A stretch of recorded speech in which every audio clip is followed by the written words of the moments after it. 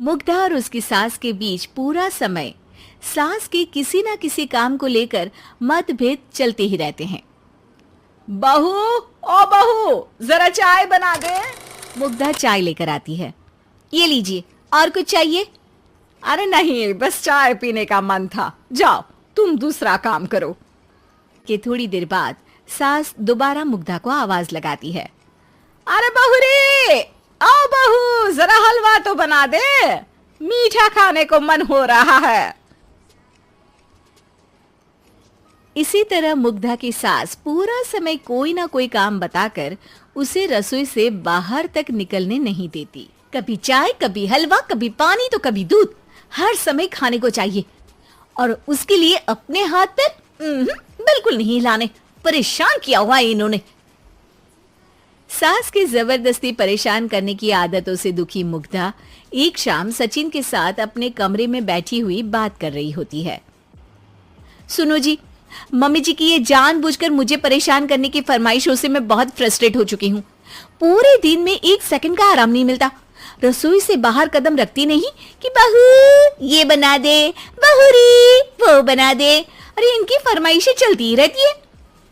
अरे मुग्धा, माँ खाने की शौकीन है, पर उम्र हो चली है, खुद खाना नहीं बना सकती, इसलिए तुमसे बोलती है। अरे तो शौक भी उम्र देख कर रखने चाहिए ना।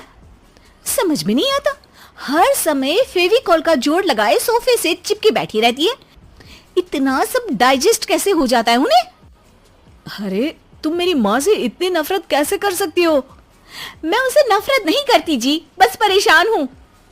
जहां मुग्धा अपने पति से ये सब बोल रही होती है, वहीं उसकी सास भी कमरे के बाहर दरवाजे से कान लगाए सारी बातें सुन रही होती है और अगली दोपहर रसोई में मुग्धा के पास जाती है। बहू, आज ना मेरा कुछ मसालेदार खाने का मन है। तू चाय बना दो, मुझे बहुत पसंद है। अरे ना, ऐसा कर लिट्टी चोखा बना ले। और हाँ, जितना मसाला बातों में मिलाकर पति को सुनाती हो ना, सब्जी में भी वैसे ही डाला करो, खाना स्वादिष्ट बनेगा। सास की बात सुनकर मुग्धा हैरान रह जाती है। मतलब अब पूरा समय मुझ पर हुक्म चलाने के साथ बंद कमरे में हुई पति पत्नी की बीच की बातें भी सुनती है? अरे बात जब मेरी थी तो सुनने में क्या दिक्कत है? ये कहकर सास वहां से चली जाती है। अरे अब तो हद पार हो गई, इस तरह से तो ये मेरा जीना मुश्किल कर देंगी। मुग्धा सास की हरकतों से परेशान उसका हल सोचने लगती है और इसी तरह कुछ दिन बीत जाते हैं, जिसमें सास का जन्मदिन आता है। मुग्धा बहुत खुशी को एंड्रॉइड मोबाइल गिफ्ट करती है। मम्मी, आपको सबसे बात करने के लिए बहुत दिक्कत होती है ना, कभी सचिन तो कभी मुझे बोलना पड़ता है, पर इस मोबाइल से आपको कोई दिक्कत नहीं होगी। एक जगह बैठे बैठे बहुत कुछ कर सकती हैं अब आप। मोबाइल देख सासू माँ खुश हो जाती है, पर उसे इस्तेमाल करना तो आता नहीं, इसलिए साइड में रख देती है।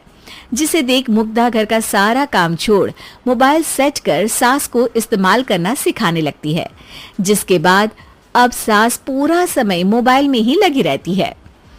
हाय, जब से मम्मी को मोबाइल मिला है मेरी लाइफ में कितनी शांति आई है। अच्छा है, इसी तरह बिजी रहे तो मैं भी सुकून की जिंदगी जी पाऊंगी।